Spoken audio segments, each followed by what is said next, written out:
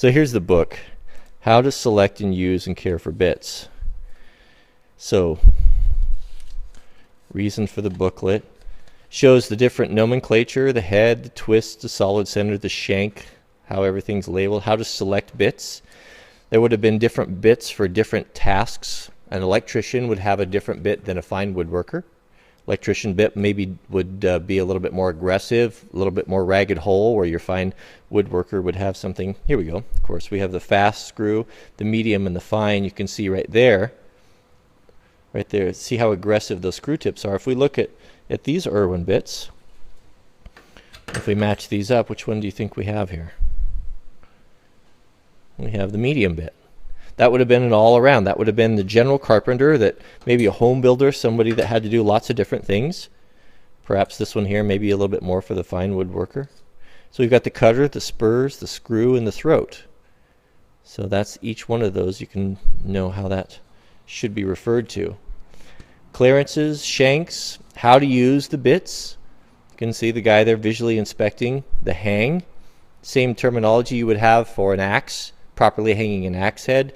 A man who uses human-powered tools, they need to be in perfect working condition, because you can't just put more power to it.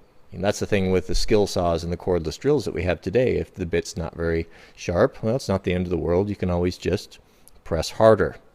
But when you're using your own human horsepower or your own human power, things need to be working properly. Abraham Lincoln, I think, was quoted, "If I had 4 hours to cut down a tree, I would spend 3 hours sharpening the axe."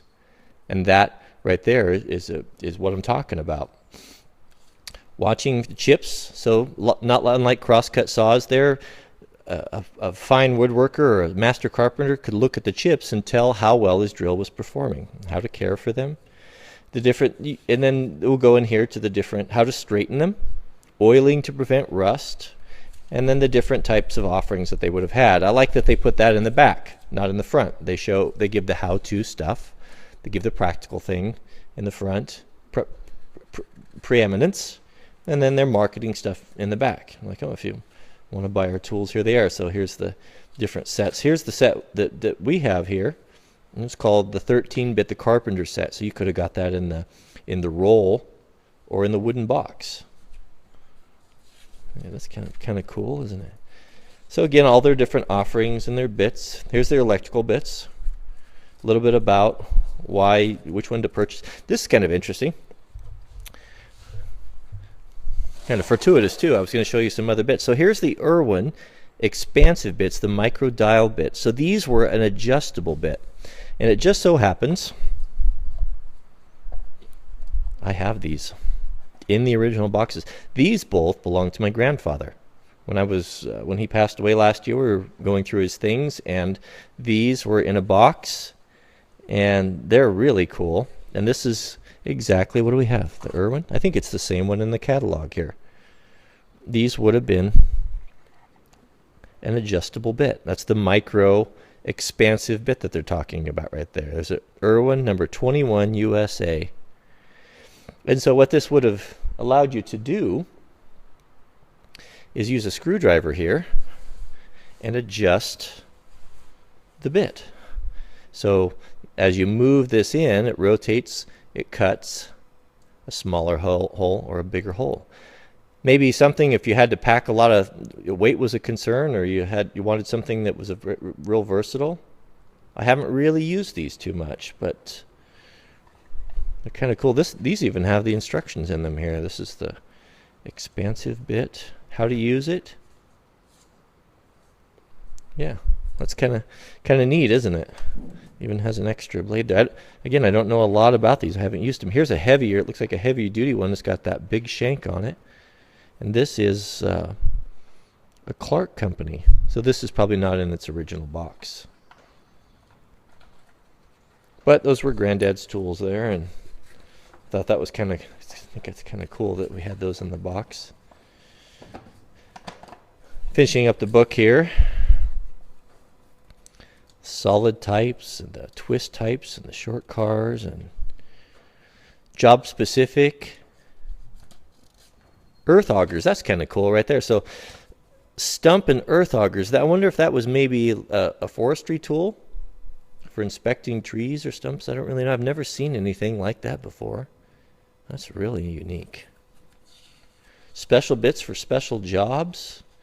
So screwdrivers and different things that they had, and even notes there in the back. So that's isn't that nice to have the original instructions in the box?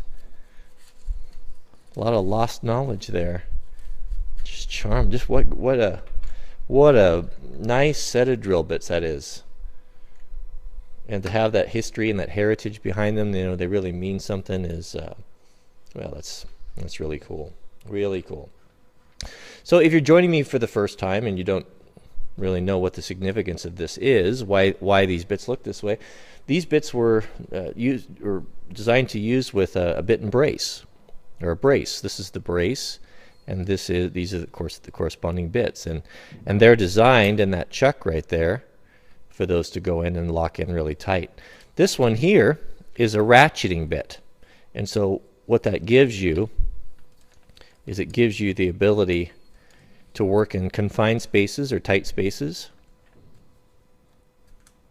I can figure it out here. There we go. So these would have been really popular with electricians or boat builders that worked in confined areas. If they needed to drill a hole and they didn't have the clearance for the brace handle to go all the way around, you could work in a limited area, and it would ratchet back and forth. Very nice. I found this one at an antique store just last year. You guys probably remember that. In great condition. And then there's just the old school ones, like this one here. This one belonged to my grandfather. This is one you've seen me use on Mrs. Wranglerstar's bridge and various projects. Now that would have been the non-ratchet style, but they do the same thing. Exactly the same thing. I pulled out a couple other ones for you. Here's another one. Here's another brace that it's a pretty old one, but it's got plastic handles. Not like the wood handles, which of course is not as nice, you know, but it's still a really nice tool. That's ratcheting. If you wanted to do a little bit bigger jobs or get a little bit more power on it, many of you have seen this. This is one that I've restored, of course still unpainted. I leave it unpainted very much longer and I'm going to have to restore it again. It's got a little bit of rust on it. This would have been a belly drill or a shoulder drill. Again, it receives the chuck. The chuck receives the shank style bits, and this is a really cool one. So this is made to put on your shoulder so you can press against it. It's missing the handle that I need to redo. Another project, but it's in great condition. This one I like a lot because it's got the 2 speeds. So you see you got your ring gear there, your outer ring gear and your inner ring gear, and then your pinion gear. So by flipping this over here, this little keeper, you can take that out and then place this in the lower hole, and now your inner ring gear is running up, meshing there with your pinion gear, completely changing the ratio. So you could have it's just like our current drills today. You have a high speed and a low speed. That's a fun one, isn't it? That's going to look really nice when it's all painted up. Even I was able to save the mineral, the spirit level, they call them. That's what a spirit level. You know why they call them spirit level? Is that's what they used to call alcohol, was spirits. And so it wouldn't freeze. You put water in there and you get cold, that'll freeze and break that level. So they called it a spirit level. It's got alcohol in it. Alcohol will not freeze. So that was nice to have that still in there. That helps you to align horizontally. So if you're boring timber framing or for your tree nails or oak dowels, you can hold that and go straight in. You can use that as a reference. So very, very special tool. I got that for a little bit of nothing at an antique store. I've got several other ones, but that's a pretty good place to start. So if you enjoy these type of videos, I invite you to click the thumbs up. It's a way you can support the channel, and when I receive a lot of thumbs up, it's a good indicator that that's a popular type of video, things people like to see more of.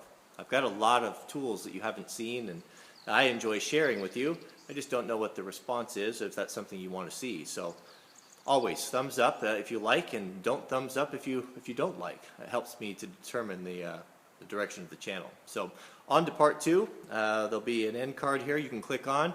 We'll pull out all the different bits. We'll use the adjustable, which I've never used before, the new Irwin bits, and we'll do a little speed test with the different braces and the belly drill and see how they stack up to the current modern tools that so many of us use today.